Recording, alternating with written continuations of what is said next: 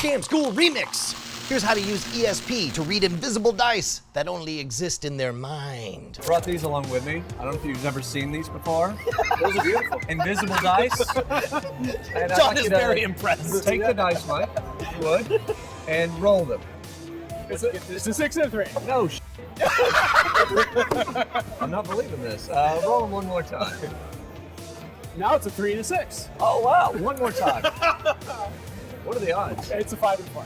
Okay, so they're not loaded. Oh, they're loaded. If you can see them, you are definitely loaded. Now I want you to pick up the dice one more time. Roll them this time, but don't call out the numbers. Don't tell us what you rolled. But like visualize what they are though, right? Visualize the definitely numbers visualize and how you roll them. Remember both of the numbers, but pull one of the die closer to you. You have a die in front of you. Yep. Right. Concentrate on that number and multiply it by 2 in your mind, times 2. Right. Okay? Yeah. Now you're going to add 5 to it. Yeah. All right. Now whatever that new number is in your mind, Yeah. multiply it by 5. Got it. Okay. Now the number that you didn't use, Yeah. that you cast aside, add that to the number that's in your mind now. All right, you got a final big number. You got a big number, Yeah. final number. It's not that big. It's only 39.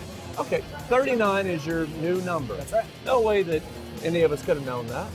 Well, what's interesting to me, not so much that you thought of that number as to what you rolled. You rolled a 1 and a 4? Yeah. Wow. But do you know how I knew that? Because it's all math and No, because you left the dice sitting on the table. He's what? You left the dice on the table. Oh, Yeah. All you have to do is once you know their final number, is subtract 25. And what do you do? What does that give you? I'll subtract 10 and 10 and then 5. So I know it's 29, 19, and then I subtract 5, that gives me 14.